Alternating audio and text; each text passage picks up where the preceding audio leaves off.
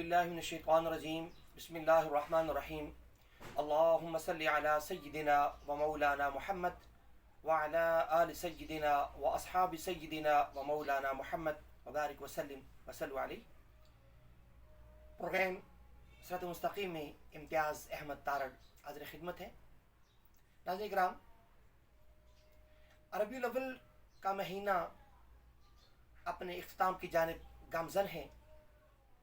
इस महीने में नबी करीम सल्लल्लाहु अलैहि वसल्लम की सीरत तैयबा,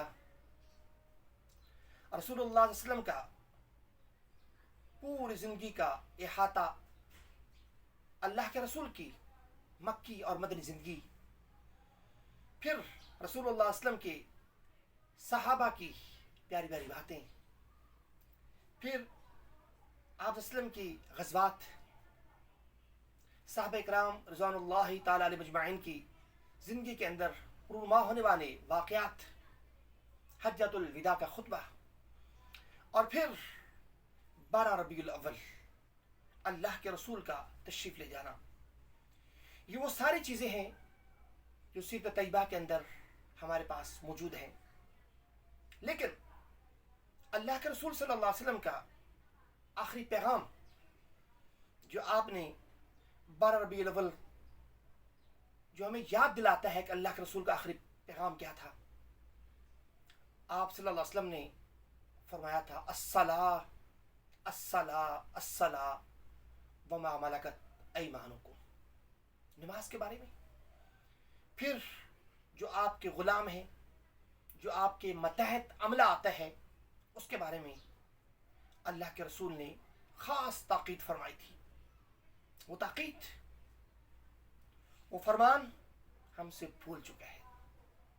आज अगर आप देखें, हमारी मस्जिदें वीरान हैं, हमें अय्याम तो याद हैं, लेकिन आका का जो पैगाम था वो हमें याद नहीं है।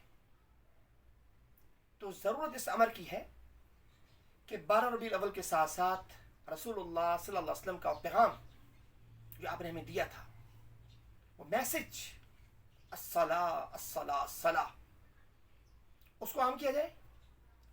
और वमा मलकत ऐमानुकुम, और फिर हमारे पास जो अमला है, गुलाम का सिस्टम आजकल ख़त्म हो चुका है, लेकिन इससे मुराद उलमाए किराम ने मतहत अमला भी लिया है, जो आपके पास काम करता है। अगर आप घर के अंदर रहते हैं तो घरों के अंदर जो अफराद काम करने वाले होते हैं वो, अगर आप बिजनेसमैन हैं तो आपके मतहत जो लोग काम कर रहे हैं वो, इस तरह बहुत सारे लोग होते हैं जिनके हमारे ऊपर हक हैं, जिन हक को हमने पूरा करना है और हम वो पूरा नहीं कर रहे हैं।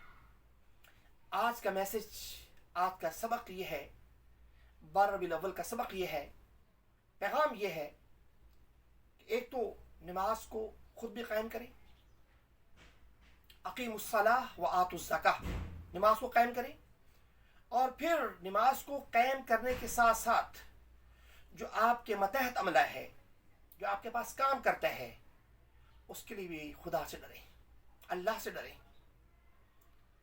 उनके साथ भी हमदर्दी का मामला करें, प्यार और मोहब्बत का मामला करें।